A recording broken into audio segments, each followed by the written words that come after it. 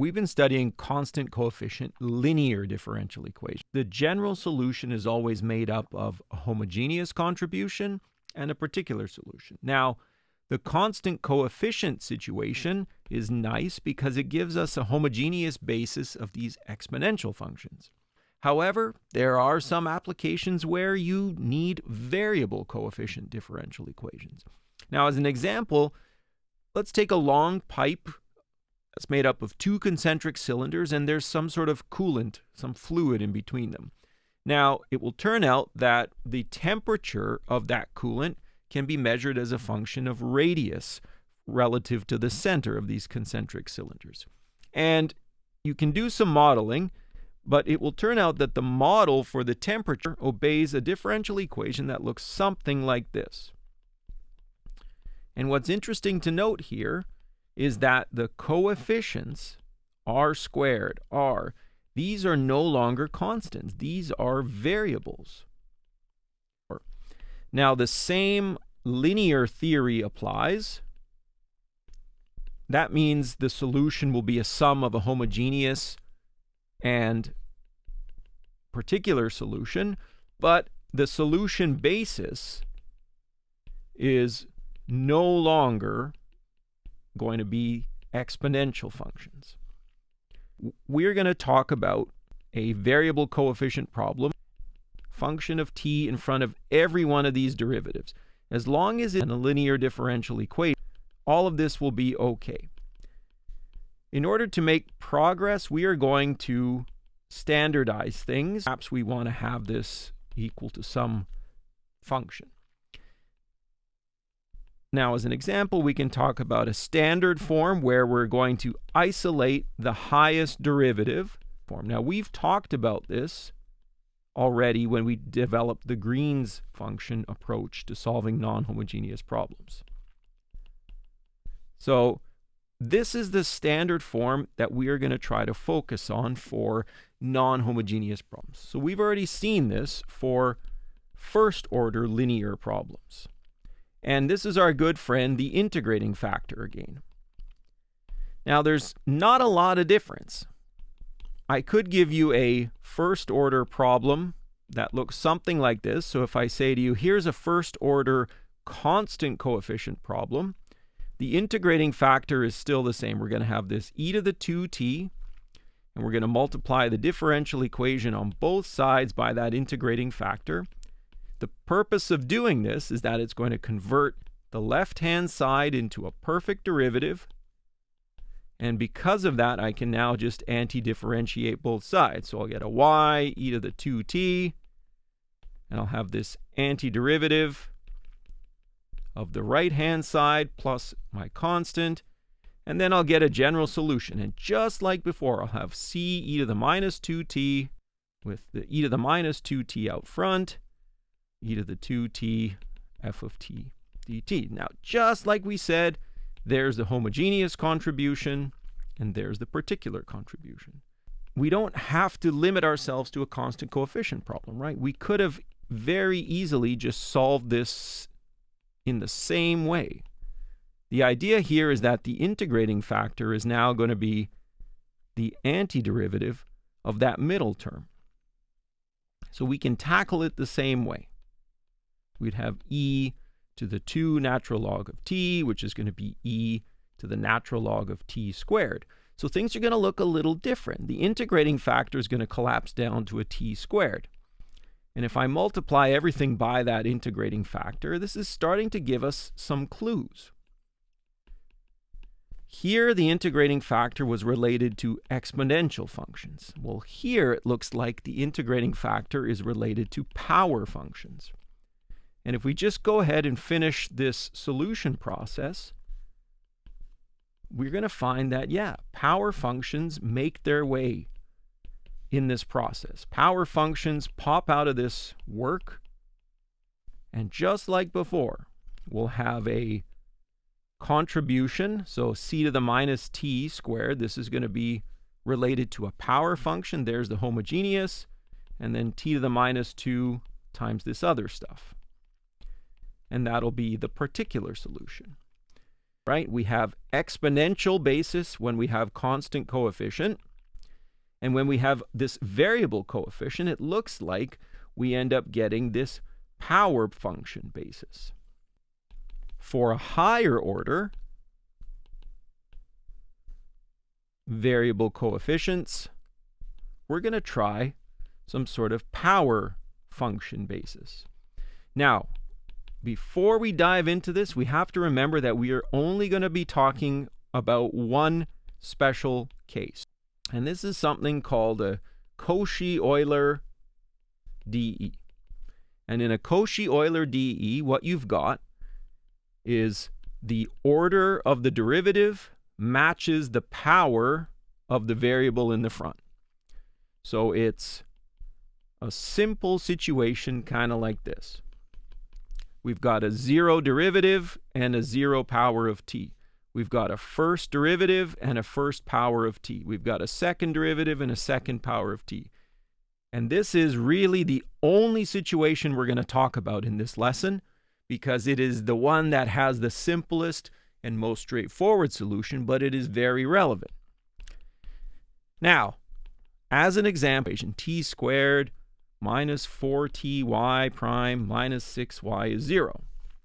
So we're going to try solutions that look like this. Y of t is t to the power of lambda. Y prime is going to be lambda t to the lambda minus 1. Y double prime is going to be lambda minus 1 t to the lambda minus 2. Now, it's this power rule that decreases the power by 1. That's exactly the kind of behavior we need. Because when I sub this back into the differential equation, I will notice that for every derivative, the power of lambda drops by 1, but that's going to get balanced by the coefficient that we have in front. And so here, the first derivative drops the power of lambda by 1, but it's going to get counteracted by this power here. And so if I group together, I'll notice that this t squared, we're going to cancel with one of those. This t to the 1 is going to cancel with that. And all I'll be left with is a common factor of t to the lambda. I'll have lambda minus 1 minus 4 lambda minus 6 is 0. Now, if I'm going to divide through by this power, I have to make an assumption. I have to assume that t is non-zero. So I either typically take an interval where t is between 0 and infinity, or negative infinity to 0. So we typically choose this one for physical reasons. It could be a radius, it could be time, whatever it is. So if we divide through there, we end up with a nice characteristic equation for this lambda. And you can see it's pretty easy to solve. We'll have a lambda minus 6 and a lambda plus 1. So hey, it is possible to go ahead and solve this equation. We need lambda is 6 and lambda is negative 1. So I'll find that one of my power solutions here is t to the 6, and the other one is t to the minus 1. So I have what's called a solution set. I know that these two power functions will solve the differential equation. But are they a fundamental set? Are they a basis? And to be a basis, I have to check their Wronskian. And so that means I'll take the two solutions, I'll take their derivatives and put them in and see what I get. And the purpose of doing this is to see if the Wronskian is 0 or not. And when I go ahead and I do this simple determinant, what I'll find is that, hey, I'll get 7t to the 4. But up here, we had to make this assumption that the t variable was non-zero, and because of this t variable being non-zero, that tells me immediately that the Wronskian is non-zero, and then I get a fundamental set.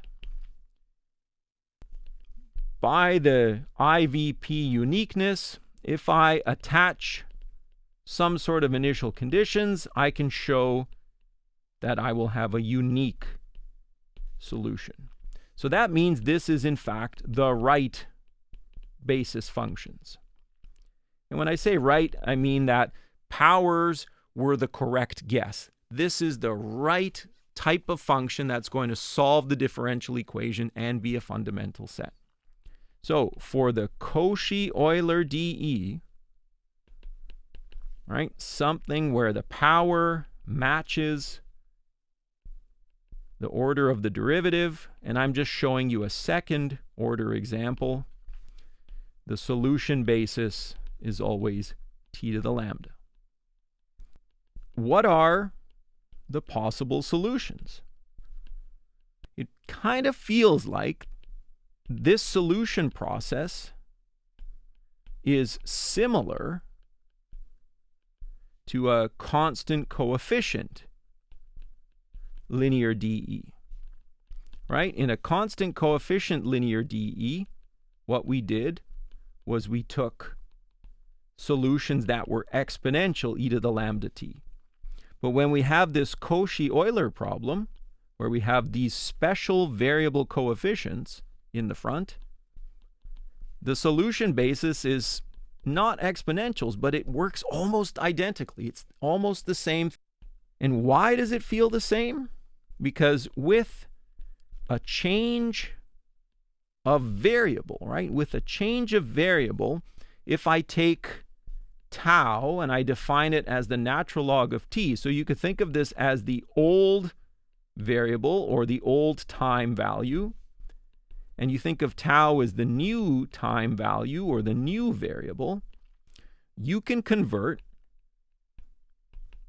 this differential equation, the Cauchy-Euler differential equation, it will take it from this form and it will convert it into an equation that has to do with tau, the new time. And I'm explicitly writing it down where I show you what the variable is. And you do this using the chain rule, and it's not important, and I'm not going to require you to do it at this point, but this Cauchy-Euler problem changes into a constant coefficient problem. And that means you're going to have the same cases for the lambdas. One of the cases is where you're going to have lambdas are real and distinct. Now, in the constant coefficient case, so when we get here in this constant coefficient case, the fundamental set was e to the lambda 1 tau and e to the lambda 2 tau. And now I'm trying to get you to start with this frame of reference that you're comfortable with. Oh, I know what those two solutions are. If I were to use the variable t as natural log, tau as natural log of t, then this fundamental set becomes e to the lambda 1 natural log t, e to the lambda 2 natural log t. This is going to be e to the natural log of t lambda 1, e to the natural log t lambda 2, and the e and the natural log sort of undo each other, and I'll get this as the two solution bases. So this is the fundamental set for the Cauchy-Euler equation, in this case of real distinct lambdas. Now, you know the other things that will happen. You have a lambda that's real and repeated. So to show you what the Cauchy-Euler case is going to be, remember that your tau fundamental set, when you have this situation, is e to the lambda tau, tau e to the lambda tau. If you make the substitution, tau is lambda t, this is going to turn you into e to the lambda with a natural log up there and a natural log in the front. I'm going to do, again, this same sort of logarithmic and exponential property. And you can now start to see why the solutions are going to look the way they do. I'm going to end up with t to the lambda and natural log of t times t to the lambda. So it mirrors the structure of the constant coefficient case, but I have this change of variables. And finally, if I have these complex roots are like this, e to the alpha plus I minus beta. My fundamental set is e to the alpha tau cos beta tau, e to the alpha tau sine beta tau.